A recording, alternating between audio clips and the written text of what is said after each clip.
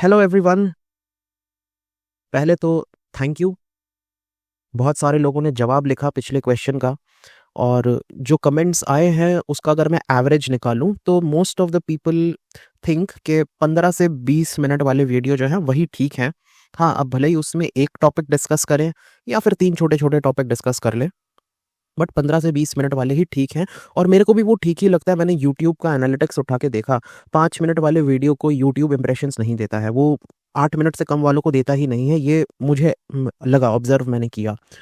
और 15-20 मिनट वाले वीडियोस को काफ़ी अच्छे इंप्रेशन मिल जाते हैं, तो will stick to the 15 to 20 minutes वाले वीडियो। अच्छा, एक हमारे भाई हैं subscriber, I don't know subscriber है कि नहीं, पर कमेंट उन्होंने लिखा कि पिछले 1 महीने से वो देख रहे हैं मेरा जो सब्सक्राइबर काउंट है वो 3070 पे अटका हुआ है। अभी कल परसों 3080 हुआ है। तो ये तो मैंने भी ऑब्ज़र्व करा है, पता नहीं क्या इश्यू है। मैं जनवरी के लास्ट वीक से ऑब्ज़र्व कर रहा हूँ, इतने ही सब्सक्राइबर बने हुए हैं। तो मेन चीज़ मेरे ख़्याल से ये है, इसमें ये इश्यू हो सकता है कि जो मेरे मैक्सिमम सब्सक्राइबर्स आए थे वो विराट कोहली वाले वीडियो से आए थे। उसमें ही सबसे ज़्यादा व्यू मिले और उसी से सबसे ज़्यादा सब्सक्राइबर्स भी आए। तो वो जो सब्सक्राइबर थे वो तो वो कोहली का वीडियो देख के आ गए। मेबी उनको लगा होगा कि ये क्रिकेटिंग वाला चैनल है या एंटरटेनमेंट वाला चैनल है, तो हो सकता है वैसा कंटेंट आए। फिर जब धीरे-धीरे ऑब्ज़र्व करा तो पता लगा, अरे ये तो गवर्नमेंट को क्रिटिसाइज़ करने वाला चैनल है। तो जैसे ही मैं कोई वीडियो अपलोड करता हूँ ना, 1 घंटे 2 घंटे में मेरे को दिखता है -1 -2 ऐसे सब्सक्राइबर रहते हैं मेरे।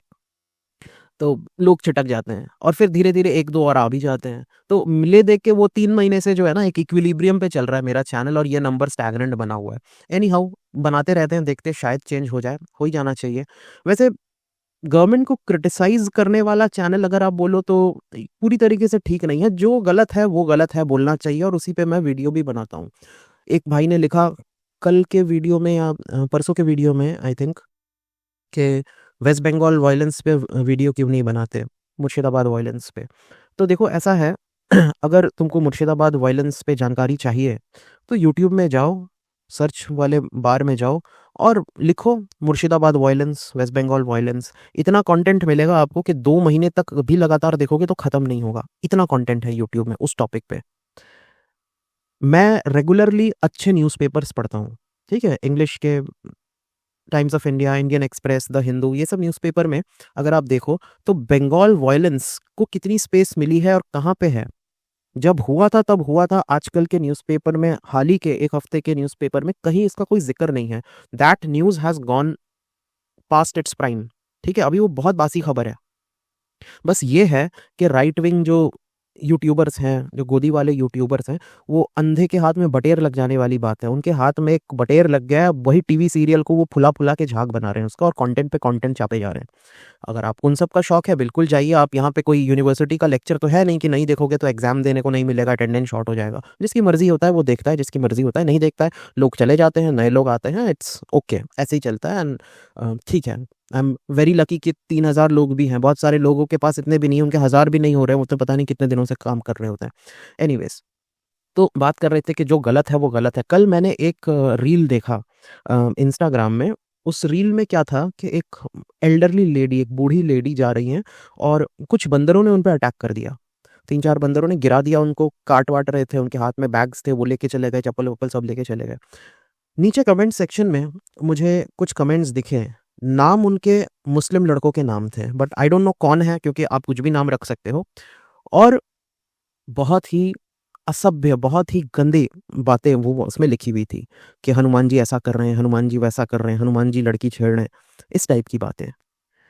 तो मुझे पता नहीं है कौन लिखा है, बट नाम से जो मुझे लग रहा है, मैं उनको एक बात बता दूँ कि फ्रीडम ऑफ एक्सप्रेशन आपको कंस्ट्रक्टिव क्रिटिसिज्म करने का अधिकार देता है, किसी को इंसल्ट करने का अधिकार नहीं देता है, ठीक है?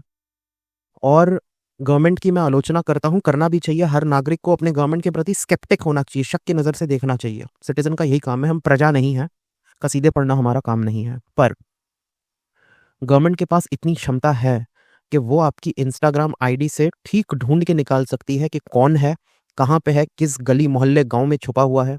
गवर्नमेंट चाहे अगर मुहिम शुरू कर दे, तो लोगों को, ऐसे लोगों को घसीट-घसीट के निकाल सकती है घर से, और फिर थाने ले जाके उल्टा लटका के रख देगी। अगले दिन वही मीडिया के सामने आजकल देखते हो ना, लंगड़ाते हुए निकलते हैं, वैसे लंगड़ाते हुए निकलोगे। अगर ऐसा कोई कर रहा है तो। और तब ना विक्टिम कार्ड खेला जाएगा और ना किसी लिबरल इंडियन का, इंक्लूडिंग लिबरल मुस्लिम्स का, आपको साथ मिलेगा, क्योंकि ये कोई कंस्ट्रक्टिव क्रिटिसिज्म का तरीका नहीं था। ये आपने स्ट्रेट फॉरवर्ड इंसल्ट किया है एक धर्म का, उसके विश्वास का। तो ये सब ना कीजिए, ठीक है, क्योंकि ऑलरेडी प्रैक्टिकली बात करें तो 7.5 ही चल रही है आपकी, तो आप ऐसा ना करें, ठीक है, क्योंकि पिटने के चांसेस आपके ज़्यादा हैं। थोड़ा प्रैक्टिकली काम कीजिए। चलो आज के वीडियो में, वैसे मुझे पता है ये बात सुन के भी 2-4 और छिटक जाएंगे जो नए नए आए, तो उनको लगता था कि ये तो नया रवीश कुमार है। मैंने बहुत ज़्यादा बोल दिया, रवीश कुमार बहुत बड़े आदमी है, बट वो 2-4 और छिटक जाएंगे, तो एनीवेज हू केयर्स। चलो आज का जो टॉपिक है इससे भी 2-4 और छिटकेंगे। हम कास्ट सिस्टम की बात करेंगे। अक्सर इंडिया में लोग कहते हैं ना कि रिजर्वेशन हटा दो, कहाँ है कास्ट सिस्टम, कहाँ, हम तो किसी के साथ डिस्क्रिमिनेट नहीं करते हैं, सब कुछ बढ़िया है। लोग अपने अपने कंफर्ट जोन में रह के उनको समझ में नहीं आता है कि कास्ट सिस्टम इंडिया में कितने बुरी तरीके से घुसा हुआ है। मूवी आई है ये फूले, है ना, ज्योतिराव फूले पे। आप लोगों ने अगर हिस्ट्री पढ़ा है, कोई सरकारी एग्जाम की प्रिपरेशन करी है, तो आप लोगों को पता होगा 1873 में इन्होंने सत्यशोधक समाज की शुरुआत की थी, आज से 127 साल पहले। तो जो व्यक्ति आज 2025 में इसके ऊपर मूवी बन रही है, उस पे दुनिया भर के जो कम्युनिटी है, ये सेना वो सेना सब उठ के खड़ी हो गई है। तो सोचो 127 साल पहले क्या रहा होगा इस व्यक्ति और इस व्यक्ति की जो वाइफ थी, इन लोगों ने क्या सहा होगा उस वक्त जब ये लोग सोशल रिफॉर्म मूवमेंट कर रहे थे। आज जब 2025 में ये हाल है कि मूवी को रिलीज नहीं होने दिया जा रहा, यहाँ पे कट लगाओ, वहां पे कट लगाओ, ये हाल है, सरकार तक कर रही है। तो कास्ट सिस्टम बहुत बहुत ज्यादा गहरा है। ये इशू आता ही नहीं अगर हिंदुस्तान में कास्ट सिस्टम आज भी नहीं होता, तो लोगों के मन में है। एक तरफ हिंदू कम्युनिटी या हायर कास्ट अपर कास्ट जो भी है, वो ये कहती है कि मुसलमानों को एक्सेप्ट करना चाहिए कि औरंगजेब विलन था, गजनी विलन था, गौरी विलन था, नादिर शाह, अब्दाली, बाबर ये विलन थे, ठीक है। काम उन्होंने बहुत गलत भी करे हैं, एविडेंसेस भी हैं कुछ चीज़ों के। यहाँ मंदिर तोड़ा, कुतुब मीनार पूरा कितना बोलते हैं 22 या 24 जैन मंदिर तोड़ के बने थे। हाँ, काम सब हुआ था, मिडीवियल वर्ल्ड का उस समय क्या था नियम। मगर मुसलमान ने 800 साल अत्याचार करा होगा, लेट्स अज्यूम। ब्रिटिशर्स ने 200 साल अत्याचार करा होगा। पर जो हायर कास्ट हिंदू ब्राह्मण कम्युनिटी या बड़े राजपूत कम्युनिटी, या राजपूत तो नहीं, जो क्षत्रिय कम्युनिटी है, ये कम्युनिटीज ने जो लोअर शूद्र कम्युनिटीज पे तो 3000 साल अत्याचार करा। उसका क्या? मुसलमान को कहते हो कि आप एडमिट करो आपने गलती करी है, औरंगजेब को आप विलन डिक्लेयर करो, ठीक है, अपनी भी तो गलती एडमिट करो। जो इसको आपको एडमिट नहीं करना, ये पूरी तरीके से वाइट वॉश कर दिया जाता है। एंड सच्चाई अगर आपको सामने लाया जाए तो आप अनकंफर्टेबल हो जाते हो। कह रहे हैं कि ब्राह्मण कम्युनिटी को नेगेटिव लाइट में दिखाया गया है, ये इसलिए इस मूवी को कोई कह रहा है बैन कर दो, कोई कह रहा है इसको यहाँ वहां से काट दो, सेंसर कर दो। ब्राह्मण कम्युनिटी को नेगेटिव लाइट में नहीं दिखाया है, ये आपको अनकंफर्टेबल कर रहा है। हायर कास्ट हिंदूज को अनकंफर्टेबल कर रहा है। कभी मॉल वगैरह में घूमा है? ऐसे घूमते हो, नज़ारे देखते हो, लोगों को देखते हो, अच्छा इंफ्रास्ट्रक्चर देखते हो, बड़ा मजा आता है। फट से अगर आईना सामने आ जाए और अपने आप को देख लो तो एकदम से कॉन्शियस हो जाते हो, होता है ना, कॉन्शियस हो जाते हो। कोई कोई अनकंफर्टेबल भी हो जाता है कि अगर उसको खुद को देखना पड़ रहा है तो आईना हमेशा, पब्लिक प्लेस में आईना हमेशा अनकंफर्टेबल बनाता है लोगों को। तो इसी विषय पे पूरे इशू को डिस्कस करते हैं। वैसे भी 10 मिनट हो गए हैं, आई थिंक 8 मिनट हो गए हैं। तो देखते हैं इसमें और क्या क्या है डिटेल में। ये जो मूवी है फूले, अनंत महादेवन, ये एक एक्टर आप लोगों ने देखा होगा, बहुत पहले से ही एक्टिंग कर रहे हैं। इनके डायरेक्शन में ये मूवी बनी है और कहते हैं कि ब्राह्मण कम्युनिटी को काफ़ी ज़्यादा ऑब्जेक्शन है इस मूवी से, क्योंकि नेगेटिव लाइट में दिखाया गया है। ज्योतिराव फूले, सावित्रीबाई फूले, इन लोगों ने सत्यशोधक समाज की शुरुआत की थी, दलितों के लिए काम किया था, वुमेन एम्पावरमेंट के लिए काम किया था। और यहाँ तक कि जो सरकारी सीबीएफसी है, central board of film certification, उसने भी बहुत सारे एडिट्स की रिक्वेस्ट की ऑर्डर करा है, जहाँ पे जो कास्ट रिलेटेड टर्म्स है जैसे महार, मांग, पेशवाई, इन सबको आप यूज़ नहीं कर सकते हैं। तो एनीवेज चीज़ें इसको लेके अब अनुराग कश्यप भी इसमें आ गए हैं। अनुराग कश्यप आपको पता ही है। तो अनुराग कश्यप भी इसमें कूद पड़े हैं। इसको बोला है कि जो ब्राह्मण कम्युनिटी थोड़ा सा रियलिटी चेक नहीं सह सकता, उसने इतना साल, हज़ारों हज़ारों साल तक अत्याचार करा है, और अब जब उनको आईना दिखाया जा रहा है वो इस तरीके से रिएक्ट कर रहे हैं। तो उन्होंने एक बात बोल दी थी जिसकी उन्होंने बाद में माफ़ी भी मांगी है। वो ये कहता है, आई यूरिनेट ऑन सच ब्राह्मण्स। ठीक है, बेसिकली वो किसी इंडिविजुअल को टारगेट नहीं कर रहे थे, वो इस सोच के ऊपर बात कर रहे थे। एक तो आप 3000 साल तक किसी पर अत्याचार करो, और उसके बाद जब उस चीज़ को दिखाया जा रहा है आप उसको सह भी नहीं पा रहे हो, फिर आप किस मुंह से बोलते हो कि ब्रिटिशर्स को, जो ईस्ट इंडिया कंपनी लेके आए थे वो यहाँ पे अत्याचार किया था, उनको एडमिट करना चाहिए। किस मुँह से बोलते हो आप कि मुसलमानों को एडमिट करना चाहिए कि औरंगज़ेब विलन था? आप पहले अपनी गलतियाँ तो एडमिट करो। तो यही उन्होंने कहा था, ये क्रिटिसाइज़ किया था कास्ट सिस्टम को जो आज भी बहुत ज़्यादा प्रेवेलेंट है। आज का जो स्ट्रक्चर है वो आज भी डिग्निटी लोगों को डिनाई करता है, जस्टिस, इक्वालिटी, फ्रैटर्निटी ये सारी चीज़ें डिनाई करता है। हम आज भी देखते हैं, कोई दलित लड़का दूल्हा है, शादी करने के लिए जा रहा है, घोड़े पे बैठा हुआ है, तो नॉर्थ इंडिया में बहुत होता है, उसको घोड़े-वोड़े से उतार के मारने लगते हैं क्योंकि according to north Indian culture culture in quotation दलितों को घोड़े पे बैठना अलाउड नहीं है। तो पता नहीं कौन से सदी में ये लोग जी रहे हैं, नॉर्थ इंडिया के ये सब जी रहे हैं, गॉड नोज़। तो उसके बाद साउथ में भी है, साउथ में भी दलित बच्चों से वॉशरूम साफ़ करवाने की कितनी खबरें आती हैं कि सरकारी स्कूलों में दलित बच्चों से वॉशरूम साफ़ करवाया जा रहा है। वो बच्चा रोते हुए आता है, घर में बताते हैं, फिर पुलिस केस होती है, न्यूज़ बनता है इस चीज़ का। तो कास्ट सिस्टम तो यार कश्मीर से लेके कन्याकुमारी तक और इधर गुजरात से लेके अरुणाचल तो नहीं, वो तो ट्राइबल एरिया है, कम से कम आसाम तक तो है ही, ठीक है? तो इस मूवी के ऊपर पूरा जो है ये इश्यू बना है, स्पेशली इसके कंटेंट को लेके जो बातें बोली गई हैं उसको लेके और कास्ट ब्रूटैलिटी को सामने रखा गया है जो काफ़ी लोगों को अनकंफर्टेबल कर रहा है। तो कश्यप का जो क्वेश्चन है वो बिल्कुल सही है, उन्होंने कहा है कि अगर कास्ट सिस्टम इंडिया में एग्ज़िस्ट नहीं करता, अगर ये हिस्टोरिकल चीज़ थी, तो आज हमको फूले के मूवी के लिए लड़ना नहीं पड़ता। आराम से ये मूवी पास हो जाती और लोग देखते इस मूवी को, कोई दिक्कत नहीं होती। क्योंकि हाँ, ठीक है, पुराने ज़माने में गलतियाँ हो गई थी, एडमिट कर रही है आज की जनरेशन और इस मूवी को आराम से रिलीज़ होने देती। इतना विरोध, ये सेना उठ के विरोध कर रही है, वो पार्टी उठ के विरोध कर रही है, नहीं होता अगर कास्ट सिस्टम नहीं होता तो। बिल्कुल है कास्ट सिस्टम और गवर्नमेंट भी हायर कास्ट लोगों को ज़्यादा सपोर्ट करती है, इसलिए गवर्नमेंट भी इस मूवी के पीछे एक तरीके से पड़ गई है, इसमें एडिट्स की माँग कर रही है। तो प्रेजेंट रियलिटी है कास्ट सिस्टम, ये सिर्फ हिस्टोरिकल चीज़ नहीं है। लोगों को लगता है कि कास्ट जो है वो एक रिलिक है, पुराना एक चीज़ था, मगर नहीं, वो आज भी अगर आप देखो ना, जैसे एक बड़ी पॉपुलर सी वेब सीरीज़ है पंचायत, है ना? अब पंचायत कास्ट सिस्टम के ऊपर नहीं बनी है, ना कि उन्होंने जानबूझ के बनाया है ऐसा कुछ, मगर एक्चुअल रियलिटी दिखाता है। जो उसमें लीड कैरेक्टर है वो एक पंडित है, जो गाँव का प्रधान है वो भी एक पंडित है, एक बड़ा पावरफुल सा एमएलए है वो ठाकुर है और जो विलेन है, जो बेचारे एक बकरी चराता है वो दलित है। एक और है विनोद आप लोगों ने नाम सुना होगा, बोलते हैं उसको, वो भी दलित दिखाया गया है। तो ऐसा नहीं जानबूझ के बना दिया उन्होंने। यूपी के किसी भी गाँव में चले जाओगे ना, तो ऐसा ही आपको सिस्टम मिलेगा। एक बड़ा-सा प्रधान होगा, मुखिया-सा होगा जो हायर कास्ट का होगा। एक आध ठेकेदार आपको मिलेंगे जो हायर कास्ट के होंगे। नेता आपको मिलेंगे हायर कास्ट के होंगे, ठीक है? वो तो गवर्नमेंट ने कंपल्सरी कर दिया है कि किसी-किसी जगह पे शेड्यूल्ड एरिया है, वहाँ पे शेड्यूल्ड कास्ट लीडर आना ज़रूरी है। नहीं तो पूरा ही जो है वो हायर कास्ट से भरा रहता, ठीक है? और ये सच्चाई है। तो उसी चीज़ को उन्होंने अपने वेब सीरीज़ में दिखाया है। कास्ट सिस्टम भी आप उसमें से देख सकते हैं, जो कि आज भी ऐसी हायरार्कीज़ मौजूद हैं हमारे समाज में, अलग-अलग समाजों में। नॉर्थ इंडिया में अपना होगा, बंगाल का अपना अलग होगा, साउथ इंडिया का अपना अलग होगा, बट ये चीज़ें एग्ज़िस्ट करती हैं हर जगह, ठीक है? तो लेगेसी अगर हम देखें तो ब्राह्मण जो है हमेशा हिस्टोरिकली डोमिनेंट रहे हैं इंटेलेक्चुअल एक्टिविटीज़ या फिर रिचुअल्स में, इन सब चीज़ों में हमेशा वो लिप्त रहे हैं। और एक बात मैं आपको बताऊँ, ये जो अपना हिंदू धर्म है ना, ये ऑलमोस्ट 3,500 साल पुराना है, ठीक है? और ये मैं कोई माइथोलॉजिकल बात नहीं कर रहा हूँ, मैं हिस्टोरिकल बात कर रहा हूँ। 3,500 साल पहले सबसे पहला जो हिंदुइज़्म का फ़ेज़ था वो वैदिक पीरियड बोलते हैं उसको, ठीक है? पहले 500 साल जो था उसको बोलते हैं अर्ली वैदिक पीरियड, मतलब 3,500 साल से 3,000 साल तक अर्ली वैदिक पीरियड चला। उसके बाद आया लेट वैदिक पीरियड, जो 3,000 से 2,500 साल पहले तक चला।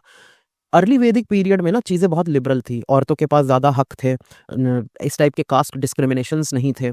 ये चीज़ें बिगड़ना शुरू होती हैं लेट वैदिक पीरियड में। यहाँ पे कास्ट सिस्टम आता है, यहाँ पे वुमेन राइट्स भी चले जाते हैं।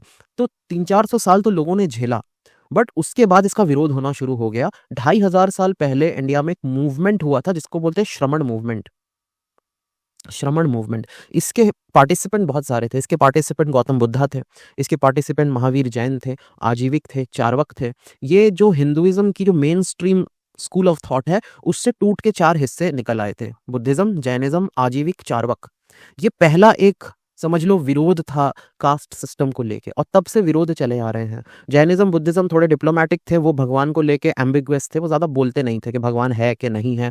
वो कहते अपना काम करो, अच्छा लाइफ जियो, नैतिक लाइफ जियो, दैट्स इट। जबकि चार्वक और आजीविक ये दो थोड़े मुंहफट थे, ये आते साथ ही बोल दिया था इन्होंने कि भगवान नाम की कोई चीज़ नहीं होती, आत्मा ये सब कुछ नहीं होता, ये सब ब्राह्मणों के बनाए हुए चीज़ें हैं लोगों को बेवकूफ़ बनाने के लिए। तो ये लोग थोड़े से ज़्यादा मुंहफट थे। बट एनीवेज, ये चार जो थे ना सेक्ट्स, ये विरोध का एक तरीका था। उसके बाद से बहुत विरोध होता रहा। जैसे अगर आप देखो भक्ति पीरियड में रामानुजन, कबीर, गुरु नानक, ये सब कास्ट सिस्टम के अगेंस्ट बोलते रहे। फिर बाद में अंबेडकर, ज्योतिराव फूले, 1828 में बंगाल में ब्राह्मो समाज की स्थापना हुई थी, 1873 में सत्यशोधक समाज की स्थापना हुई थी महाराष्ट्र में। तो तब से चल रहा है, आज भी चल रहा है। आज भी जो सफाई कर्मचारी आंदोलन चल रहा है, 94 में शुरू हुआ है, कि मैनुअल स्कैवेंजिंग को लेके, कि ह्यूमन एक्सक्रीटा, कुछ लोग हैं जो हाथ से साफ करते हैं, सर पे ढोके उसको डिस्कार्ड करते हैं, ये एक्सेप्टेबल नहीं है। आज के मॉडर्न सोसाइटी में ये चीज़ें एक्सेप्टेबल नहीं है।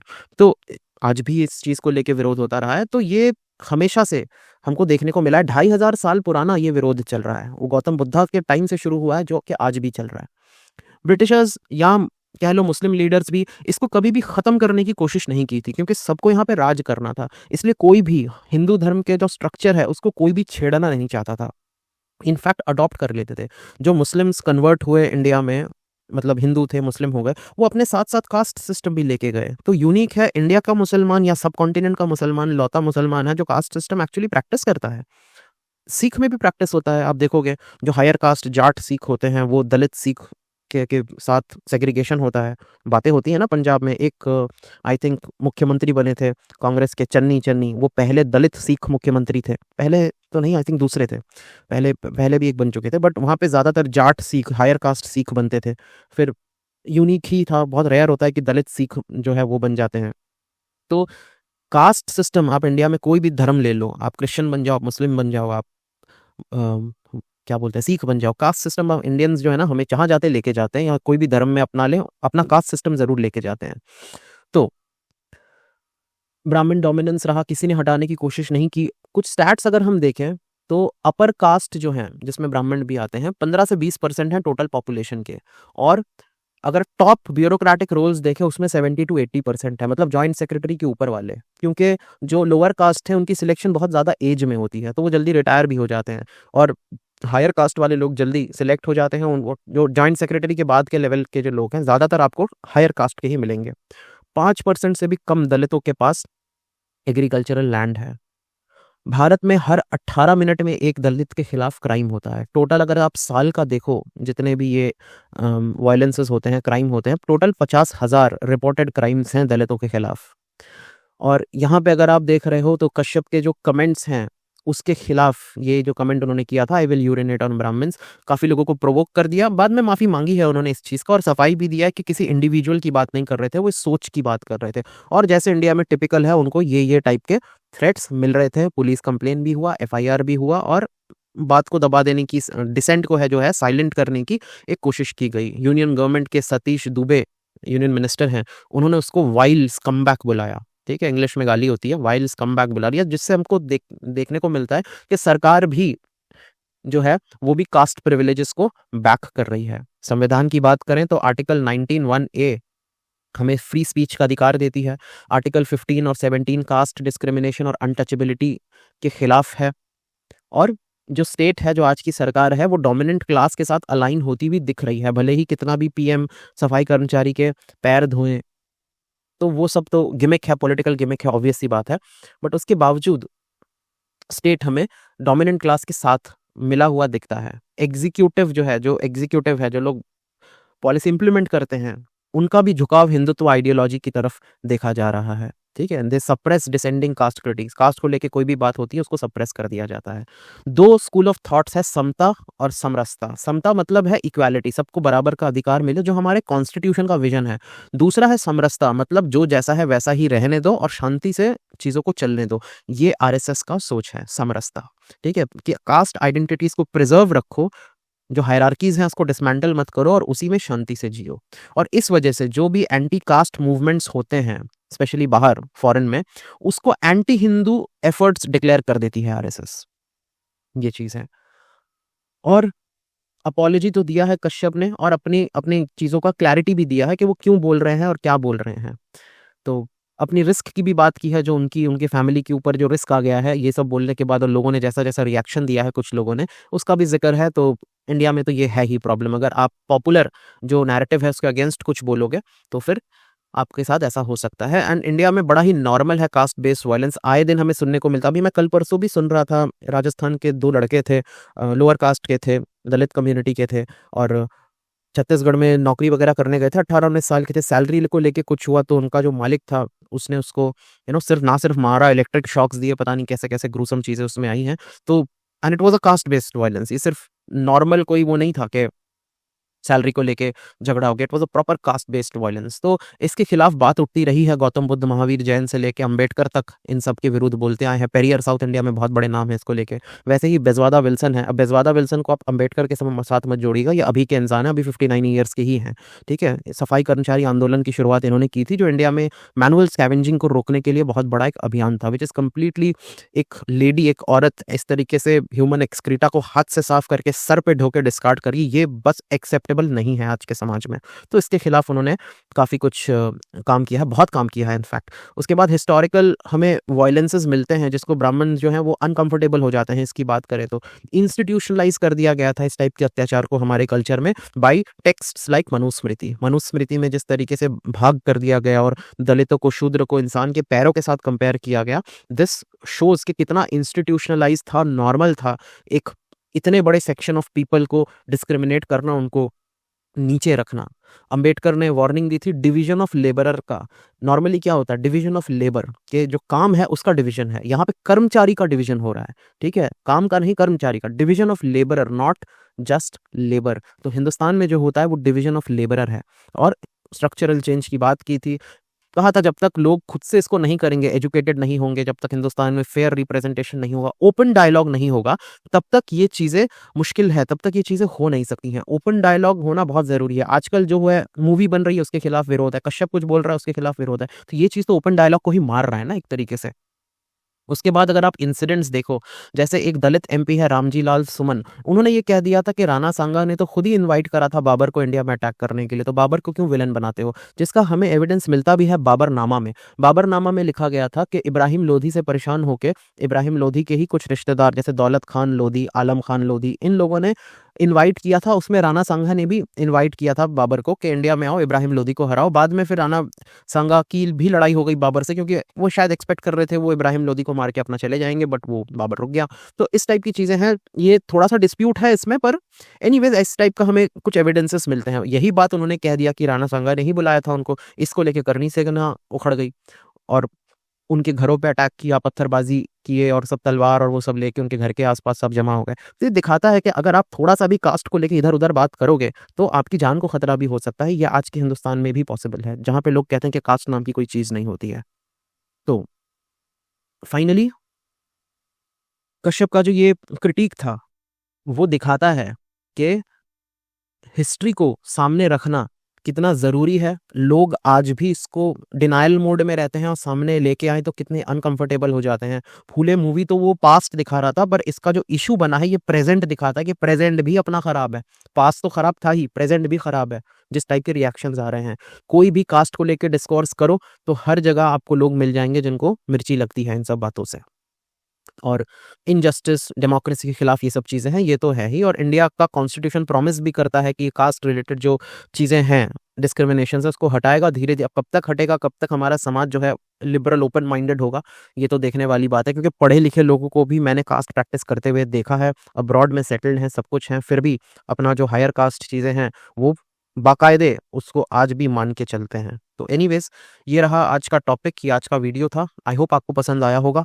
मिलेंगे नेक्स्ट वीडियो में। Thank you.